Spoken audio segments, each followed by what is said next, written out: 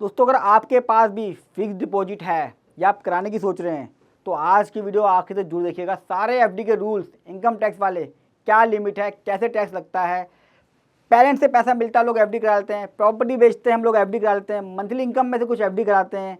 बहुत सारे ऐसे सोर्स हैं जहां हम एफडी की तरफ इंडिया में, क्योंकि इंडिया में इंटरेस्ट रेट अच्छा मिलता है, बाकी कंट्री में तो कोई ग्रोथ नहीं है लेकिन यहाँ पे मिलता है।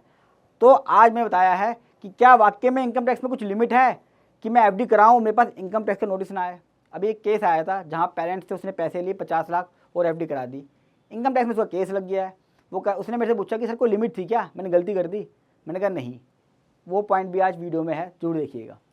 अब एक सेक्शन है 285BA,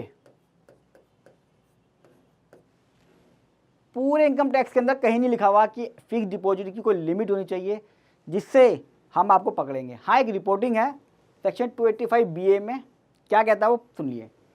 अगर आपने टाइम डिपॉजिट कराया है, ये सेक्शन पढ़ा रहा हूँ आपको, पूरा सेक्शन है, पॉइंट नंबर 3 है, 1 अलग है, 2 अलग है, 3 है। अगर आपने एफडी कराई है जहाँ पे इनकम टैक्स में टाइम डिपॉजिट कहते हैं, एक पर्सन की एग्रीगेट 10 लाख या उससे ऊपर एक फाइनेंशियल ईयर के अंदर, यानी कि कोई भी व्यक्ति अगर 10 लाख या उससे ऊपर की एफडी कराता है, हो सकता है वो 50-50 हज़ार की करा ले, हज़ार रुपये की करा ले, 1-1 लाख रुपये करा ले, 5-5 लाख की कराए, कोई फर्क नहीं पड़ेगा। अगर पूरे साल में अमाउंट 10 लाख या उससे पार हो गया तो बैंकिंग कंपनी या कोऑपरेटिव बैंक या पोस्ट मास्टर में हो या निधि कंपनी में हो या एनबीएफसी में हो, यानी कहीं पे भी आप करा लें, ये इन्फॉर्मेशन आपके पैन कार्ड के साथ, आपके अमाउंट के साथ, आपके एड्रेस के साथ इनकम टैक्स वालों को भेजते हैं। सिर्फ रिपोर्टिंग होती है, वो लोग चेक करेंगे, वेरीफाई करेंगे, मैच करेंगे आपके आईटीआर से। कुछ दिक्कत आएगी तो आपसे पूछेंगे, सेटिस्फाई नहीं हुए तो आपका इनकम टैक्स में केस लग जाएगा। तो एक रिपोर्टिंग से है। एक पॉइंट मैंने बीच में मिस कर दिया, other than time deposit for renewable. हो सकता है आपने 50 लाख की एफडी कराई 1 साल की, वो रिपोर्ट होगी, नई एफडी, अगले साल वो ऑटोमेटिक रिन्यू हो गई, वो रिपोर्ट नहीं होगी। वरना इनकम टैक्स में दिक्कत आ जाएगी, वो कहेगा 50 लाख इस बार क्या एफडी, 50 लाख अगली बार क्या एफडी, तो ऑटोमेटिक रिन्यू हुई है तो नहीं आती। हाँ, आप उसे तोड़ोगे और फिर बनवाओगे, दोबारा करवाओगे तो वो भी रिपोर्ट होगी। तो थोड़ा सा चीज़ से बच लीजिएगा। अब ऐसी बातें हैं जो आपको यूट्यूब पे कहीं नहीं मिलेंगी। ये एक इकलौता प्रैक्टिकल चैनल है, अपना बहुत इंपॉर्टेंट टाइम निकालता हूँ, रात के 11 बजे 12 बजे भी आप लोगों के लिए वीडियो बनाता हूँ। तो अच्छी लगे तो लाइक जो कीजिएगा और जितना होगा इसको शेयर कीजिएगा। क्या एडवाइस है? पहली एडवाइस, कोई लिमिट नहीं है इनकम टैक्स में फिक्स डिपॉजिट की। तो क्या मैं जितनी मर्जी एफडी कराऊँ? यस, कराइए, कुछ बातों का ध्यान रखते हुए। सिर्फ सोर्स चाहता है इनकम टैक्स पूछना कि फिक्स डिपॉजिट का सोर्स क्या है आपका। क्वेश्चन यही आएगा। मान लीजिए आपने 50 लाख की एफडी कराई, जो मेरे केस में था, उसके ठीक ऊपर 25-25 लाख की 2 एंट्री थी, दोनों उसके फादर ने थी रिटायरमेंट पे। तो अब ये रिप्लाई देंगे हम इसका कि भैया उसके फादर से आई थी, फादर की कंफर्मेशन, उनकी गिफ्ट डीड, उनकी बैंक स्टेटमेंट और उनका फॉर्म 16 जिसमें लिखा हुआ आएगा रिटायरमेंट का पैसा आया था, ये सब है। टैक्सेशन बड़ा इंपॉर्टेंट है। सरकार देखना चाहती है, इनकम टैक्स देखना चाहता है कि ये जो 50 लाख रुपए आया है, ये नहीं, ये वाला, क्या इस पर कोई टैक्स पे करा हुआ है, क्या ये जेन्युइन है, एंट्री सही है, कहीं कोई फेक मनी लॉन्ड्रिंग तो नहीं हो रही है, टैक्स की चोरी तो नहीं हुई है। ये हमें दिमाग से निकालना है इनकम टैक्स वाले के। गिफ्ट के केस में बताया दिया मैंने, गिफ्ट डीड होगी आपकी और डोनर का सोर्स होगा, जिसने दिया है बताना पड़ेगा आपको कि मेरे फादर से आया था, वो रिटायर हुए थे, उन्हें 1 करोड़ मिला था, ये देखिए ये एंट्री आ रही है, उसके ठीक बाद ये पैसा आया है। एक चार्ट बना के देना है। जितना आसान से समझा देंगे उतना जल्दी केस होगा। कई लोग छुपा लेते हैं, ना ना बता दे पेरेंट्स से आया है, सिंपल सा लेटर में लिख के दे दे, ऐसा सुना होता है कोई, वो भी सिंपल सा लेटर दे देगा, मोटी डिमांड निकाल देगा। अगर सेल्फ अर्निंग है, होता आप मंथली कमा रहे हो, क्या रिटायरमेंट पे एफडी पे कराई है आपने, तो उसकी आईटीआर की वैल्यू चेक करता है उसमें। भाई अगर मेरी 1 लाख रुपए सैलरी है महीने की तो मैं 50,000 रुपये की एफडी कराऊंगा।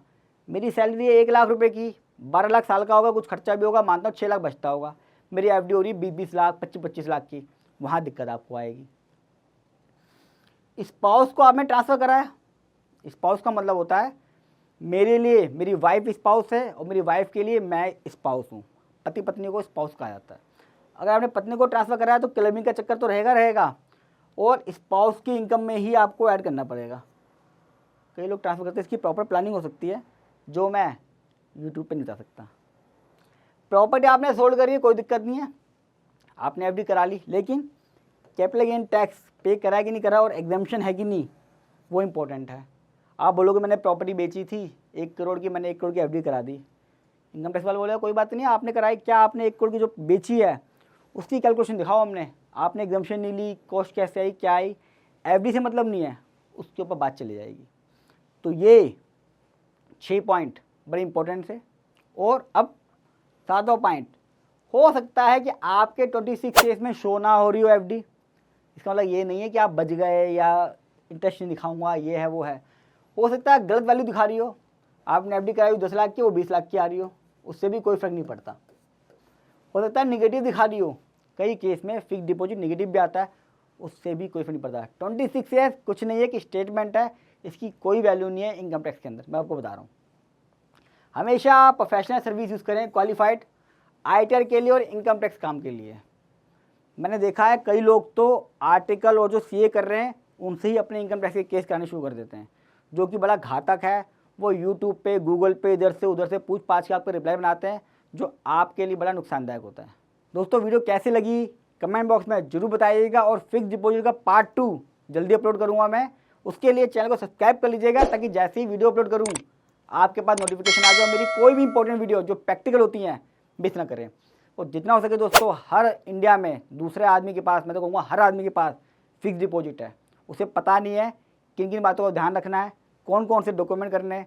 लोग चाहते हैं एफडी है, मेरा बैंक है, मेरा ही पैसा है, क्या दिक्कत है, मैं भी मानता हूँ, लेकिन कुछ कागजों को बना के हम इनकम टैक्स के नोटिस से बच सकते हैं। जैसा कि मैंने मुहिम चला रखी है कि किसी के पास भी इनकम टैक्स का नोटिस ना आए, अगर आए तो कुछ बातों को ध्यान रख के उससे बच सकता है। जल्द मिलूँगा पार्ट 2 के साथ फिक्स डिपॉजिट की वीडियो, तब तक के लिए नमस्कार।